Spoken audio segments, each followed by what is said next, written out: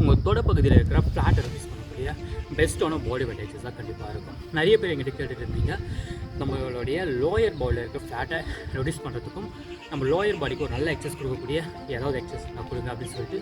So ஒரு 5லேருந்து 7 exercise ரொம்ப பவர்ஃபுல்லான எக்ஸசைஸ், ஃபுல் அண்ட் ஃபுல் நம்ம பாடி வெயிட்டை வச்சு மட்டுமே செய்யக்கூடிய பெஸ்ட்டான ஹோம் எக்ஸசைஸ் கொடுக்கலாம்.